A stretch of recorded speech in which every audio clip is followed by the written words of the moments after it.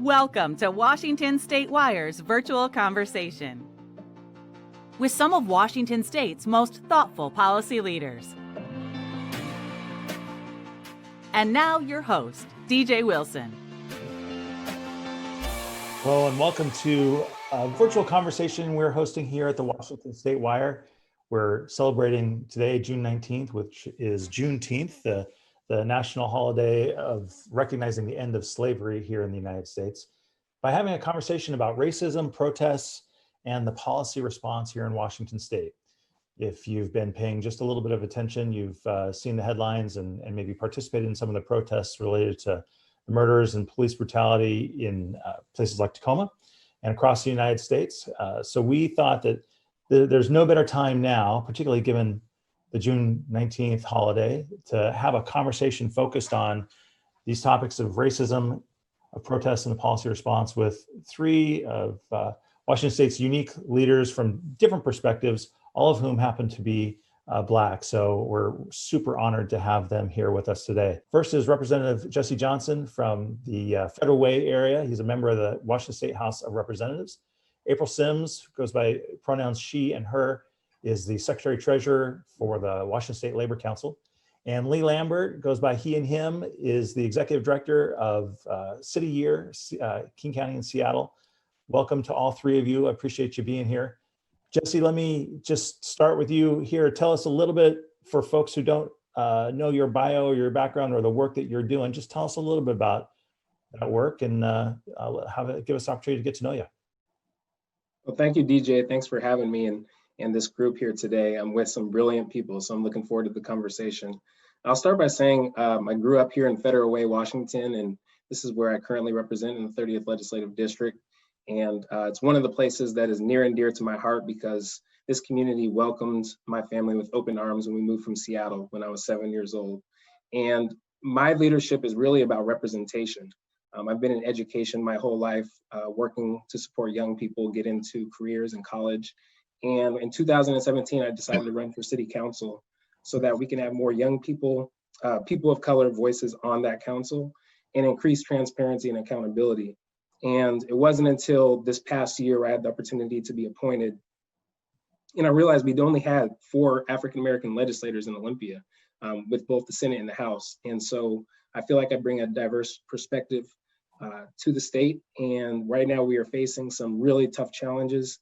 And I'm looking forward to solving those challenges. So I'm running in my campaign right now, very busy time. Obviously, we have 3 concurrent crises on our hands with COVID-19, with mass unemployment and job loss, and with racism in our systems. And I'm working to solve those challenges with my colleagues this year. Well, if that's not enough, boy, that's a big plate. Thanks for being with us and talking this through. April Sims, Secretary Treasurer of the Washington State Labor Council. Why don't you give us a sense of the work that you're engaged in and tell us a little bit about yourself? Great. Thanks, DJ. Thank you for having me on. I'm excited to be a part of this panel with my other panelists to discuss, what's happening in current events today. Before I tell you a little bit about myself, though, I would like to take a moment to just recognize that we are all on Indigenous land. No matter where we're participating in this presentation today. I make my home in the traditional land of the first people of Tacoma, the Puyallup tribe, and I want to honor with respect and gratitude their elders past and present for their stewardship of this land and its people. I want to thank them for allowing me to be here and do my work and live on their land. And I would also like to invite everyone to consider the many legacies of violence, displacement, migration, and settlement that bring us all here today. Thank you. So yes, I'm April Sims, she, her pronouns. I'm proud to serve as Secretary Treasurer of the Washington State Labor Council, AFL-CIO. I was elected as an executive officer in December 2018. Prior to that, I served as the political and strategic campaign director at the Washington State Labor Council for a handful of years. Before that, I worked for the State Employees Union with AFSCME Council 28 as the Legislative and Political Action Field Coordinator. And before that, I was a rank and file member. I was a child support enforcement officer at the Division of Child Support, a shop steward, active in my local. But I think most importantly, what I would like folks to know about me is it's my mom's union job that got our family off of welfare, and her union job that gave her economic dignity for the first time in her life. and her union pension that allowed her to retire with financial stability. So I know firsthand the difference that the union makes in the lives of workers, families, and communities. And it's that knowledge that's driven my service in the labor movement, and that knowledge that drives my vision for the kind of labor movement we can create together. So thank you for having me. Good. Thank you, April. Lee Lambert, Executive Director at City Year, King County, Seattle. Lee, tell us about the work that you're engaged in. Yeah, a little about myself. I'm the biracial son of a white mom. Grew up in Tacoma. I grew up in Tacoma.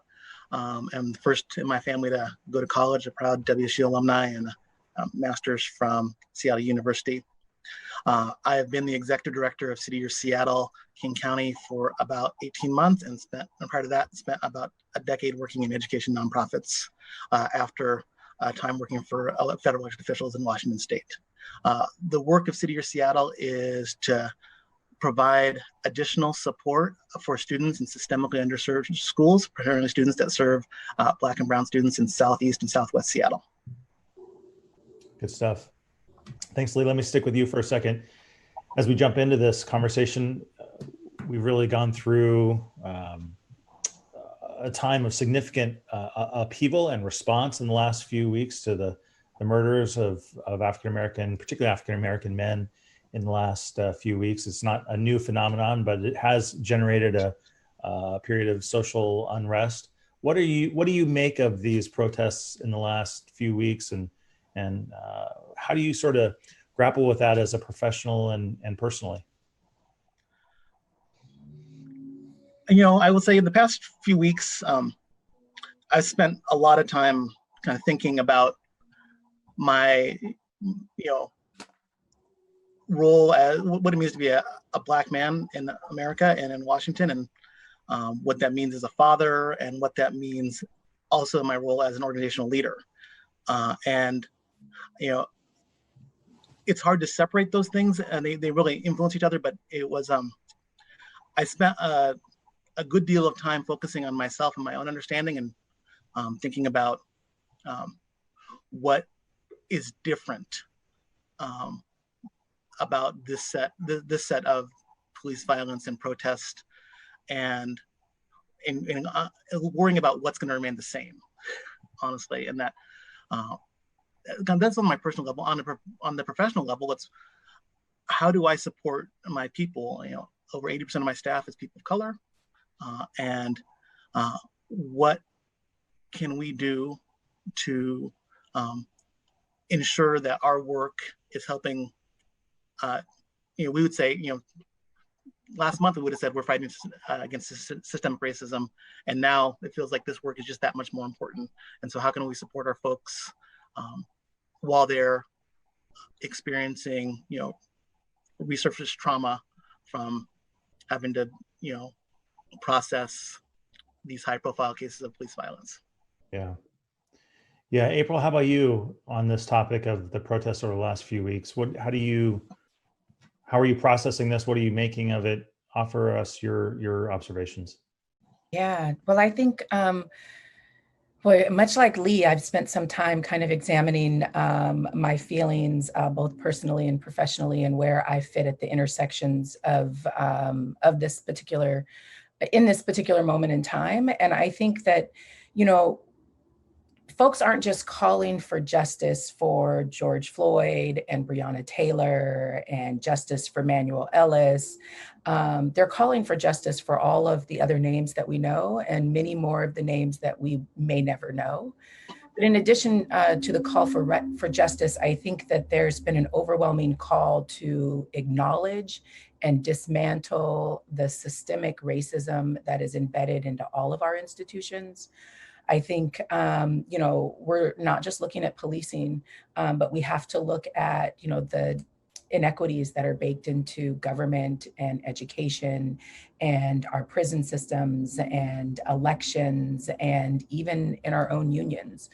So I think it's been a real opportunity for awakening in terms of what we can do as individuals to impact the systemic racism that's built into our institutions. And I've been really thinking a lot about how the voice of Black women hasn't necessarily been centered in this conversation. And I think that's more of a personal reflection for me as a Black woman. I mean, it's Juneteenth and Breonna Taylor's murders are still free. And we're not talking enough about that as a movement and as a community. And I would like to spend some time lifting up the unique struggles of Black women, specifically in this moment. Yeah. Yeah, the Breonna Taylor story, for folks who don't know it, is these are all traumatic and terrible stories. Each of them are gripping, but to die in your own bed when you're asleep, it just leaves me speechless. Representative Johnson, how are you? How do you kind of come to terms with all of this stuff? As a white guy, as a white man, it's hard for me to even have the words, and I don't have to deal with race every day. I have to deal with race basically when I choose to as a white guy. That's a luxury that not everybody has, that you don't have. How are you grappling with this, or what are you making of it? You know, I feel like there's a common thread with Lee and April and I, and like I've had this critical self-reflection of my own journey of being a Black man in America, and also this systemic piece as well. And so I feel like because I grew up in this diversity, equity, and inclusion era as a millennial, where people, you know, try to act colorblind or think that we're past race, or we have this amount of racial progress. But the reality is, while we've had racial progress, there's been a progression of racism as well that's hidden and veiled in our systems that is not as inherent, but I think it's important to talk about. And so I've had conversations with white friends the last 4 weeks around race, and really well-intentioned people, but it's difficult sometimes because if you don't have that experience, or you're not proximate to the pain of that experience, it's really hard to understand it. And I believe, you know, we're living in one of the bleakest moments in our country's history. You know, we're not only is there racism, but there's greed and corruption at the top, militarization of our police, and it's having a disproportionate impact on people of color, whether it's COVID-19, whether it's racism and our police brutality, whether it's the mass incarceration that we're seeing. And it's kind of all come to a head. And the backdrop of it all is this presidency of President 46-1, as I call him. I think we have a massive crisis in the legitimacy of any leadership at any level. And it's important that we're talking about, as April said, the systemic racism in all of our institutions, from healthcare to police to economic injustice. So it's just so much. And I feel like I've went through 5 stages of grief, and I'm finally at that stage where I'm like, okay, we have to act. But I also am at this critical self-reflection of myself to understand that as a male, I also have privilege. And as a straight male, I have privilege. And Black trans women are the most marginalized in our society. And so it's all at the same time. It's a lot.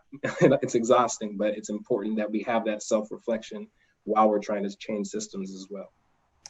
You know, you mentioned, Jesse, you mentioned the word colorblind, and I'd love for you to speak to that a little bit. Specifically, I was raised in a pretty white community, small town in Oregon, and didn't have a lot of diversity. My parents, they were boomers. I'm a Gen Xer.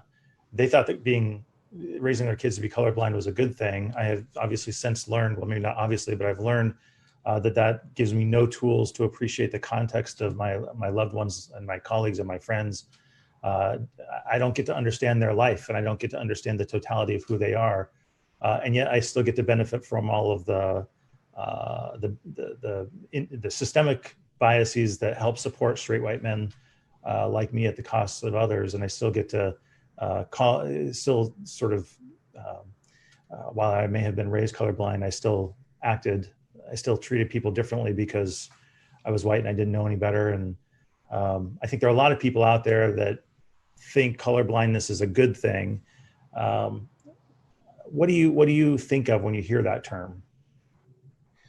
Well, I think of the fact that there's this notion that you can be non-compliant or non-racist and yet not be racist. And I believe personally that there's only anti-racism or racism. There's no in between. I think if you're silent, then that silence is racism. And so it's important that we understand that anti-Blackness is at the root of it all. If we have Black liberation, that's liberation for all people, especially Indigenous, people of color. And so it's important to understand that notion before you can awaken yourself to any next steps in your own consciousness or your own journey. So that's what I try to explain. And getting past that first point of truth is so important, because we can't have reconciliation and progress without truth. And I think sometimes we've tried to jump that step and go to reconciliation and some type of healing or progress, but Black people are not healed until we acknowledge that first truth. Yeah. Lee, what do you, I know you've, in talking with you and in our pre-call yesterday, you had some very thoughtful comments about this notion of anti-racism and Jesse's frame of there are either people who are racist or they're anti-racist. I think is a good one. How do you build on that for me? Tell me what your thoughts are about this notion of anti-racism. Well, there's this, there's growing understanding that racism exists in systems, and it's in our public systems, in our private systems, in the systems in which we operate our life in. And Dr. Ibram X. Kendi talks about anti-racism as that versus not racist is the opposite of a racist and a non-racist, anti-racism, that you have to actively push against systems that are racist. And just to pick up on your first question of like the why, and understanding that every system we operate in is racist, but the why people are in the streets is because when people saw the videos of out of Minneapolis, there was a collective understanding that unless we all got in the streets, there was not going to be justice. And in some sense, state violence with the police is some of the easiest racist system to recognize. You can see it. And there's been a collective awakening, I think, in a lot of white America, because there was no nuance in this video. Like it was, we knew if we stayed silent, we knew what the outcome would be. The next step for people is to realize that that same system exists in our education space. It exists in the workforce. Representative Johnson talked about he's one of 4 African-American members of the House. The way you know a system is racist is you look at the outcome. How can that be in Washington State that we have only 4 members of the legislature that are African-American? That seems to be a slight underrepresentation. And so what systems are perpetuating outcomes that yield a legislature or a college graduating class or senior members of an executive team at a Fortune 500 company to be all white? Those systems are racist systems, and to be an anti-racist is to see that outcome and then to begin to unpack the systems that yield that result. April, this week, the State Labor Council engaged in I think a really remarkable and honored and important conversation that you mentioned about racism in institutions like a union. Give us some insight, and that resulted in the expulsion of the Seattle Police Officers Guild, I believe, from the Labor Council community. Give us some insight into how the labor movement has been and is grappling with the notion of systemic racism. Mm-hmm. Yeah, this is a great question. We at the Washington State Labor Council have been actively working on becoming an anti-racist organization since 2015, when delegates at our convention called on us to do the work of addressing our own racism and addressing systemic and institutional racism as a whole. It's not easy work, right? If it were easy, we would have done it a long time ago, and it's not comfortable work. But we know that change doesn't happen in times of comfort. So, the conversations that are happening with the MLK Labor Council and SPOG, the Seattle Police Officers Guild, I think are part of a larger conversation that we have to have as a labor movement around our values and our principles and the work that we need to do to help all of our affiliates and all of our institutions become actively anti-racist organizations. I mean, if we accept as truth that this country was founded on a system of racism, and I think most of us can accept that as truth, then we also have to accept as truth that every institution built on a system of racism is also inherently racist unless it is working to become actively anti-racist. And that is the work of the Washington State Labor Council and the work of the broader labor movement in Washington State. Just as a reminder, we're with Lee Lambert, the Executive Director of City Year Seattle, King County, April Sims, the Secretary Treasurer of the Washington State Labor Council, and Representative Jesse Johnson at the Washington State House of Representatives. If you have questions, you can go ahead and ask those on the box to the right of your screen and upvote those to make sure that you prioritize ones that you want me to dig into. I will then, after I ask a question, I'm going to move it over to the answered side so that other questions can rise up.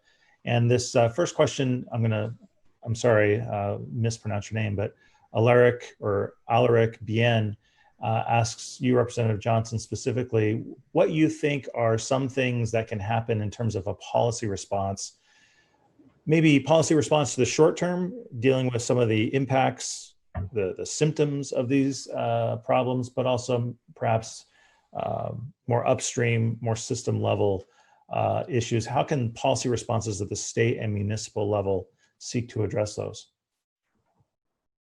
Well, that's a great question, and I appreciate the question for myself. I think, first and foremost, like we've talked about today, we have to utilize some type of targeted universalism approach where the most marginalized or vulnerable in our communities, we put the efforts into that community, and that'll benefit everyone else.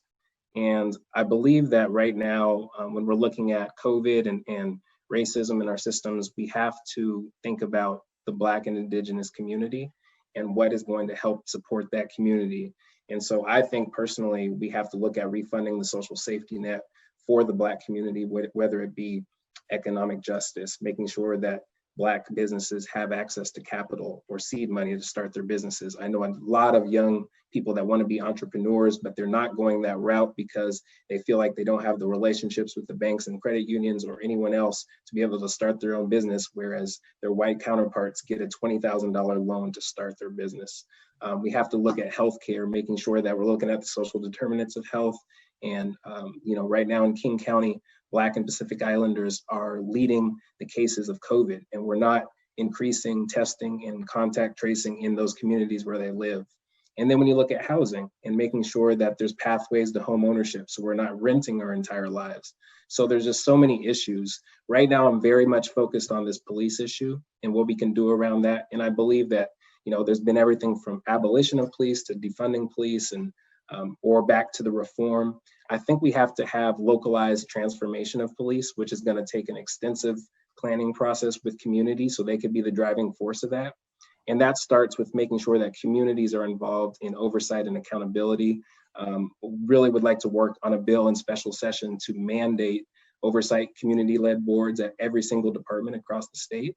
And also looking at independent investigations so police are not investigating police uses of deadly force like we're seeing right now. So there's a lot of different issues that we can tackle, but I think in the short term, we have to look again at who is most marginalized in our communities and how can we benefit them to then benefit the entire community. Let me ask you this question, Representative Johnson. I think there is some interest in removing protections for police because of the perception that as a result of labor law and case law, police unions in particular have a unique set of protections that other unions don't. And there are reasons, good reasons for that. In some cases, good reasons. In other cases, maybe questionable reasons. Some people would like to see a state level policy response that eliminates some of those special protections and treats a police officers guild like any other labor union without some of those protections, so that when there are things like police violence or murders, or when a police officers guild would like to negotiate at the table the use of tear gas outside of a statutory framework, that those things are over and those things are done, and that a police officers guild is the same as any other union. What are your, I know I don't think that there's a bill on this yet, and so I'm giving you kind of a hypothetical conversation that's taking place, but what are your general thoughts about the nature of public safety unions being different and maybe more protected than other unions? I mean, personally, I think that, the purpose is to protect workers. And, unfortunately for the police, because of inherently their job, just like the military, protecting workers can also be in conflict with the broader community. And so I think we have to address collective bargaining and arbitration with the police union specifically, because it is a different case than our local nurses or our firefighters or our educators. And so I think that we've seen with I-940 that we can put stuff in place or implement policy in place that doesn't have teeth and cannot, be solved just with that policy. The implementation or the rollout of it is just as important. And so with the police unions, I would love to see community being able to be a part of that effort and be in partnership at the table. But I do think that police unions should be separate from other unions. April, let me ask you, the labor movement speaks obviously for all of its members as well as all of its non-members in the folks who are working. Maybe doesn't speak for them, but tries to represent them in terms of their broader interests. And how would you, as the Secretary Treasurer of the Washington State Labor Council, try to inform that conversation about, maybe it's time to look at police officers guilds differently from a regulatory, from a statutory, and from a case law perspective than other unions?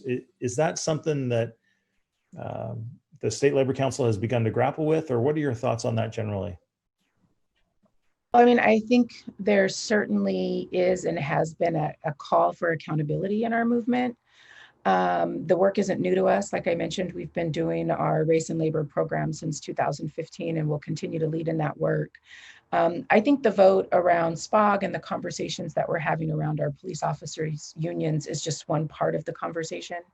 But we have to recognize and address the systemic racism that's embedded in all of our institutions if we really want to move to becoming an actively anti-racist society. The Washington State Labor Council is equally committed to making sure that all workers have the right to join a union and to negotiate around their wages, benefits, and working conditions, and dedicated to doing the difficult work of moving our equity program forward. I think that unions and the labor community and the labor movement can be partners in bringing about change. I think it's important to call folks in and have an accountability conversation so that we can figure out how we move forward and how we bring the voice of community into the work that's being done in our policing. Yeah. Lee, let me ask you, and I'll ask each of you this question, because I think this is the most helpful question, at least to people like me, or maybe just me. But I recognize my deficiencies in grappling with race. I recognize I'm learning and I'm doing the best I can. I'm trying to figure some things out, but I got a long ways to go, and I don't know what I don't know. So, Lee,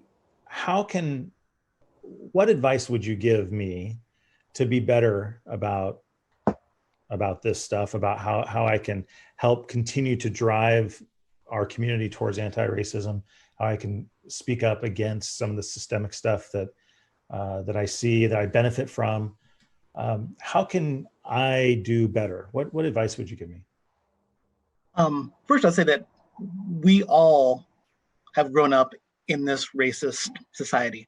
And I can speak for myself and say, when I look back at past practice, I've probably perpetuated racism in decisions I've made. So this is not just advice for you. This is advice for people who live in America and have benefited from systemic racism, whether they're a person of color or not. And the advice that because I've gotten this question a lot, is to get uncomfortable, to do your self-work, to start to notice if you are at your workplace and you've hired 60 people over the last 5 years, not one, not you personally, but one has, and you look and you realize that 90% of them are white and 75% of them are men. Start asking yourself, why is that? And then, are you doing something that's comfortable because they were all your frat brothers? Are you recruiting in the right places? It could be, if that's your position of power, it could be having a conversation about race with your kids. I talk about race with my kids probably since the day they were born. Like we don't have a choice, and so and talk about it like all other adult topics. I have empathy for parents who haven't had to have that conversation with their kids because this is a new conversation, and it wasn't easy to talk about George Floyd with my son or my daughter, but the weekend before I talked is Amy Cooper, the bird watching lady, and so it wasn't new in our house, and so it was uncomfortable for me to talk about George Floyd, but that wasn't my start off point. I think as one thinks about, wants to live in their values of being anti-racist, think about doing the things that make you uncomfortable. And that may be calling out your neighbor when they say, hey, I saw someone suspicious walking down the street, when it was just a person walking down the street. Yeah, good stuff. Why don't you run with that? I know you got a couple of interesting stories on that, Lee. Talk to me about the analogy or the metaphor of environmentalism and maybe the metaphor of running. Yeah. So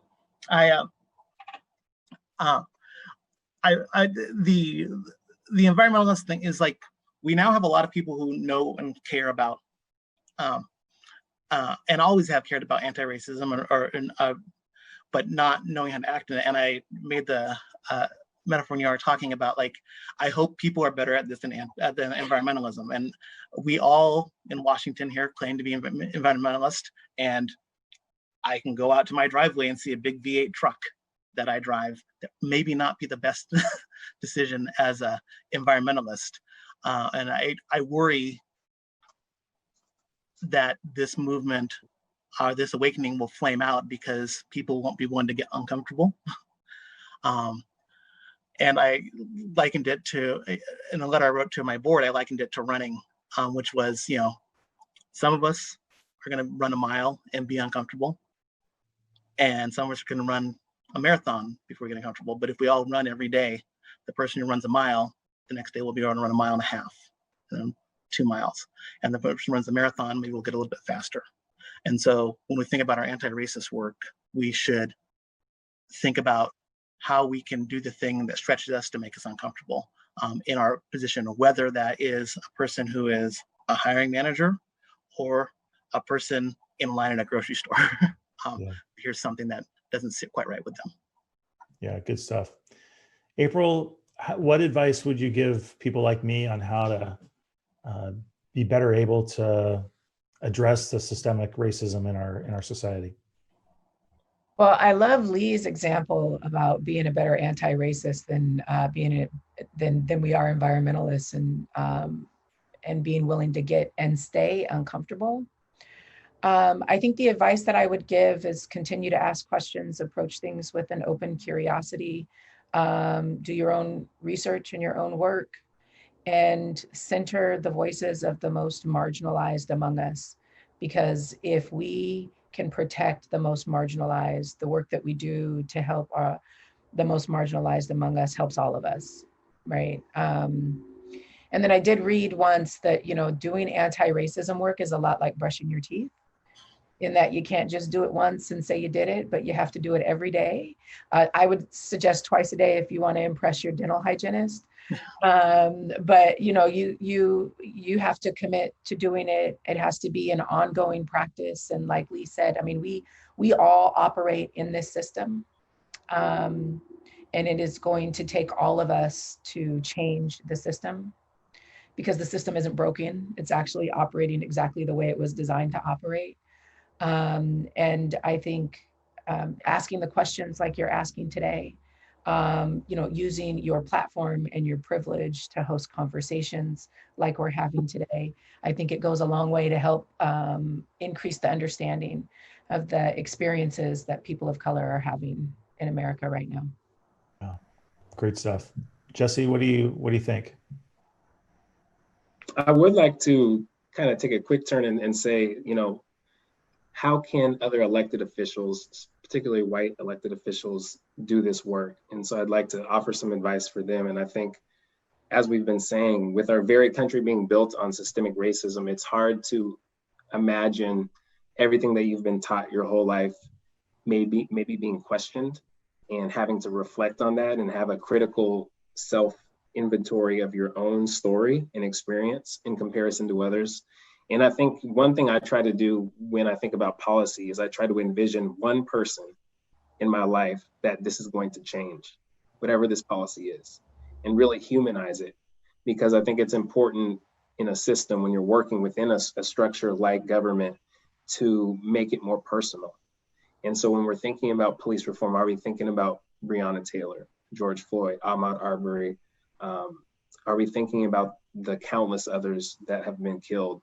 When we're thinking about economic justice, are we thinking about the barber on the corner that hasn't been able to pay his bills for 2 months? When we're thinking about healthcare, are we thinking about the Black senior in a nursing home that hasn't been able to see her kids for 2 months or pay her bills?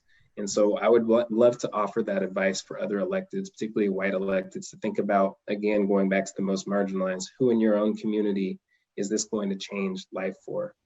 And so that's what I try to do personally. I think it's helped so far when I think about policy. Yeah, that's great. I think it's important that the problem that we restate, seems to me, the problems in racism aren't going anywhere until white people start dealing with the problems of racism actively and with intention. Leah Carpinetti asked this question to you again, Representative Johnson, and I'm going to paraphrase it a little bit, but she asked about the kind of the appropriate response to defunding the police, and that movement, that question, or that policy goal that is getting a lot of traction. How does that play out? She asked about the city response, and she may be talking about the city of Seattle, but I'll ask you about the state level response. And how does a state policy conversation be informed? How is it informed by the municipal or county level conversation around defunding the police? Where does a state policy conversation go to impact that defund the police discussion? Well, it's something I'm learning as a new legislator and a freshman legislator, the difference between city and state and what we can and can't do, what we can influence. I will say that if we acknowledge that racism and police brutality is a public health epidemic, which it is in our country, I think it's important that that is acknowledged first, because then that's a basis for how much impact we can have. If we take this as seriously as COVID-19 or recession economically, then we can make some pretty big changes. Now, when we're talking about defunding the police, obviously it becomes really controversial because of the language. I think when some people hear that, they're thinking, well, police are going to go away and we're going to have the purge or lawlessness out here. And I think it's important to realize the meaning behind it. And so I've been working directly with some community organizers around changing that concept, because inherently I believe it's important that police are in our communities, because I do think if I fall and hit my head down the stairs, I want to have someone I can call. There needs to be first responders that exist. But yet I think how we're thinking about the scope and sequence of their work, do we really need to call police is if someone's having some type of mental health breakdown in public, or do we need to call healthcare professionals that know how to deal with that and won't escalate the incident? And so I think we need to look at the responsibilities of police, and I'm working directly with my police chief in Federal Way on all the responsibilities they have. And he said they're over capacity, they can't do enough, they're getting too many calls, they need more money. And so we have to think about it in that context and be really pragmatic about the solution, because I think systemic problems need to have systemic solutions. And that starts with reevaluating the need for police and what they're being called for. And so that's where I'm thinking about how can we reinvest some of their money into community while taking things off of their plate so they don't have to do so much work. Lee, let me ask you this question just about being a leader and a leader who is Black at your organization and just professionally. Talk to me about the experience of being an African-American leader. You talked about this at the beginning about kind of balancing what you think about about some of the stuff and balancing that against the needs of the people that you lead in your organization. But when we talked, we've been friends a long time. When we talked ahead of this, you told me, look, dude, I know you, I've known you a long time, and I've watched you fail a lot of times, and that is correct. And I hope you'll watch me fail more in the future, maybe not as many as I have in the past, but that you didn't have that same privilege, right? You didn't have the same opportunity. You had to walk a tightrope with a lot less margin for error. Talk to me about what that's been like professionally going through your career as a Black leader. So I think everyone goes on like a racial identity journey, and I grew up in East Tacoma from a family of, I would say, very limited economic means, and I started off by saying I'm the first in the family to go to college, and knew that was an accomplishment, but didn't understand the gravity of that. And like I would say, the metaphor for my professional life and economic stability, as was walking on a tightrope. Like there was in a stiff breeze. There, getting through high school and college and early career, I was painfully aware that I was, one, held to a higher standard, and two, didn't have as much access and opportunity in the social capital of my family. I didn't have the words at that time, but I knew what it meant. And as I've, grown professionally and moved up positions, I've gone through from a tightrope, I would say, to a steel beam on a high rise. Like there's a little margin for error, but not a whole lot. And if I trip and fall, I quickly find myself back where I began. And when I look at white colleagues or white peers who I've seen make mistakes or fail along the way, but there is either a familiar safety net or a social safety net that somehow manages to catch them and prop them back up.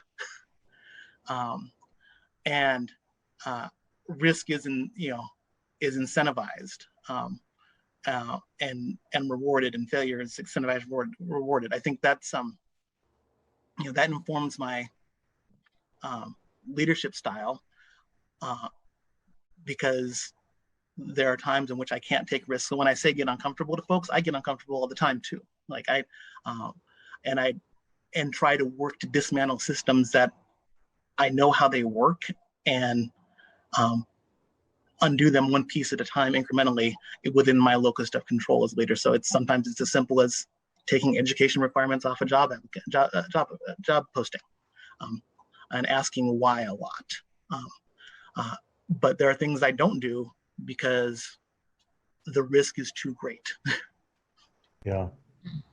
April, talk to this question in terms of your own experience, if you would, as a Black woman. How have you had to navigate in, the sort of these kind of unwritten, or sometimes maybe a little clearer rules around race, around gender, in a community, Seattle, and the labor community, which is very progressive by definition, but which is a wide rainbow of people and personality types and politics in truth. How have you experienced, what has it been like to be a Black woman navigating that space? How much time do we have?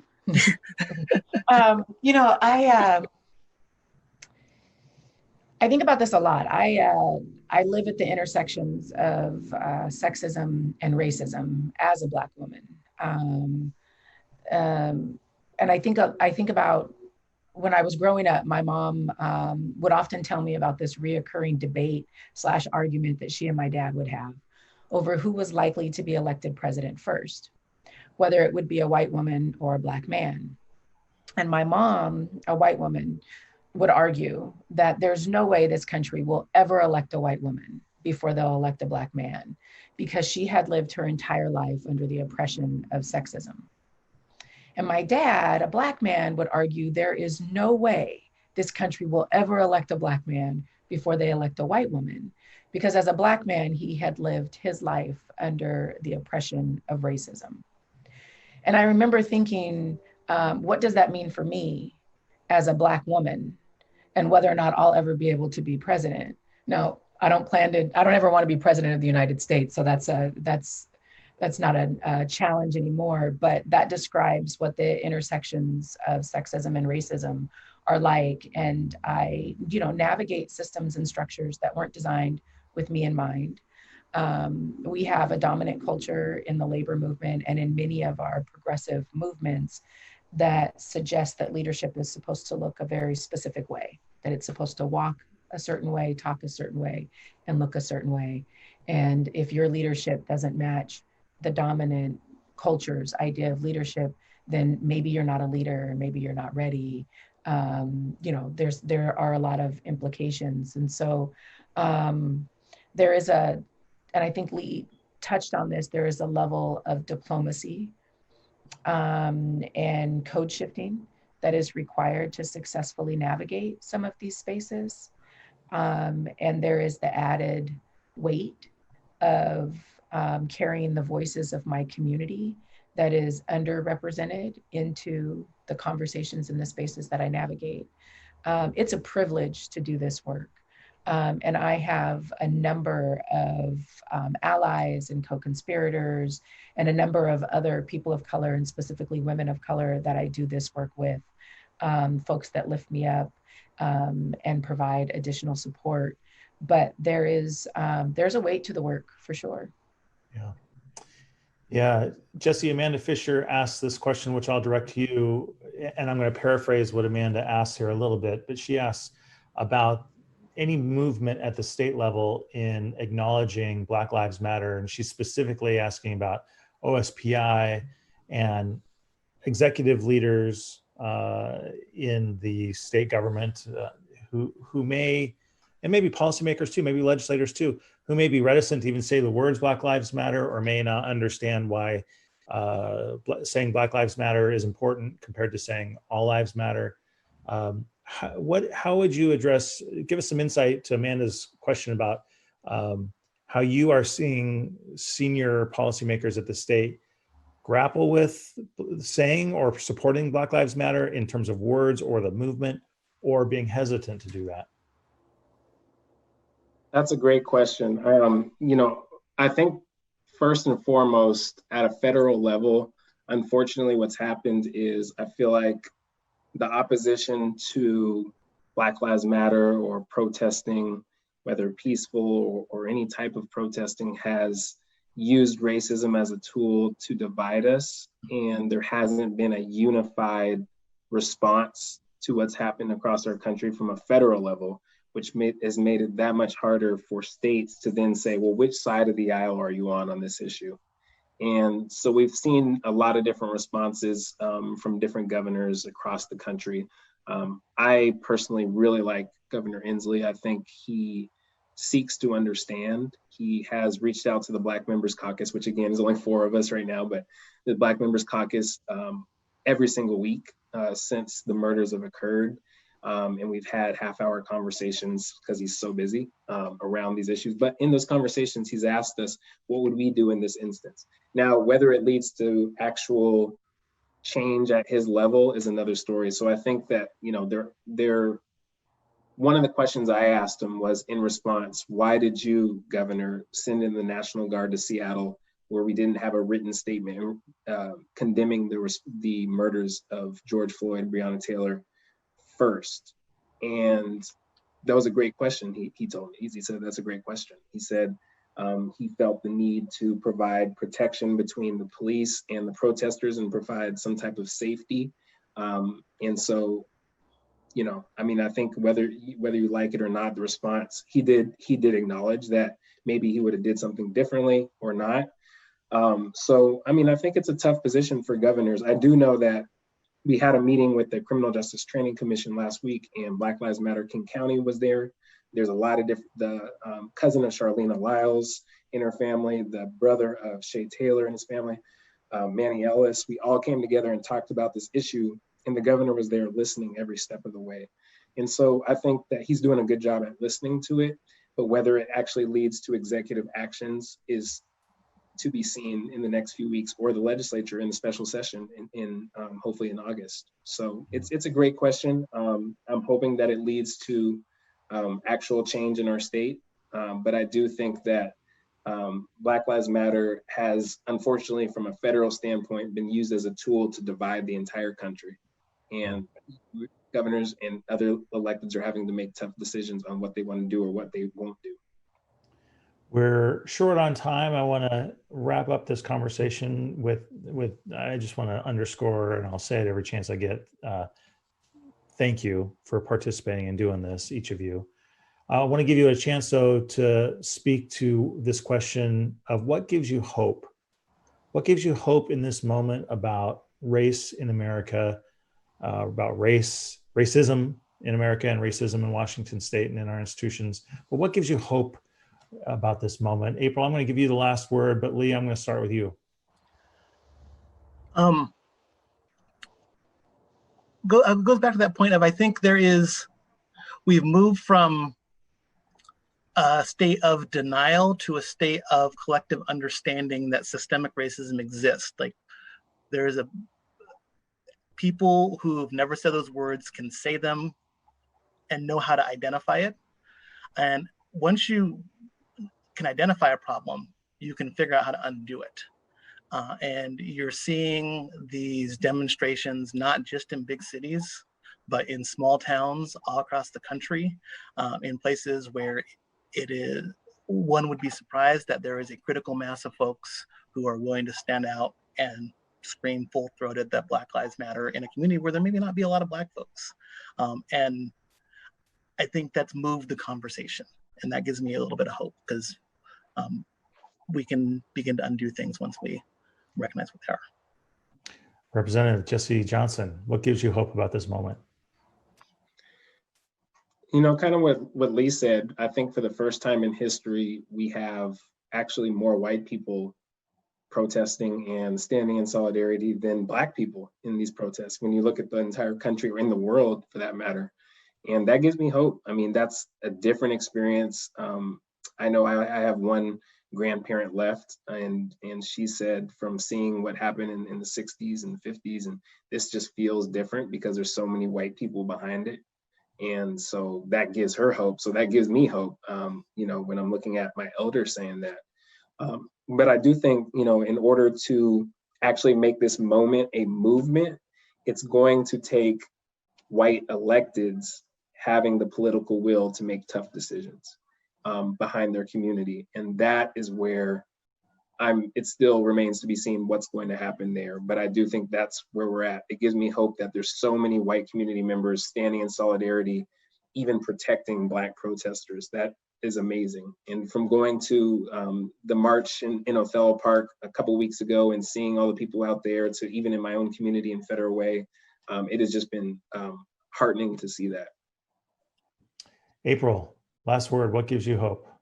Yeah, oh, I love this question. I mean, I think we're currently facing an unprecedented set of circumstances with a global pandemic that's threatening our communities, with this impending recession and economic hardship, and this mass resurgence for the age-old, century-old quest for racial justice, right? And what gives me hope right now is our history. Our history tells us that when working people stand shoulder to shoulder and they rise up against oppression, we can impact real change. I mean, we saw this in the 60s when folks took to the street and mobilized, and our allies in the halls of power used their power to pass real policies that we can impact real change. And Jesse mentioned going through the 5 stages of grief, right? And I think that that's real, certainly for a lot of people of color, a lot of Black people in this moment. And I think about those emotions and what if we use those emotions as building blocks, right? To create the kind of change and create the kind of policies and to create the kind of movement that centers the most marginalized among us and lifts up all of the boats. So I'm in a really good place, feeling really hopeful. I'm grateful to be spending Juneteenth with all of you, to be able to celebrate, not the Emancipation Proclamation, but the date when the slaves in Texas finally got word that they were free. And now I'm ready to move from freedom to liberation. And I'm excited to do that with all of you. April Sims, Secretary Treasurer of the Washington State Labor Council, Representative Jesse Johnson from the 30th Legislative District in Federal Way, and member, of course, the State House of Representatives, and Lee Lambert, the Executive Director of City Year Seattle King County. Thank you guys for being a part of this. And for the folks who have been watching this and our Washington State Wire community, thanks for spending your Juneteenth morning with us. And I think as came out through this conversation, we can use our privilege in whatever capacity we have, depending on our race or our gender, our income level, education, or position in society, to just talk about with our children and our families and our neighbors about love, about race, and how we can keep moving ourselves as a community forward. So thanks for your support at The Wire. We'll keep these conversations going. We'll hear from more folks soon. Take care. Thanks for joining us in this virtual conversation and for your support of our work at Washington State Wire.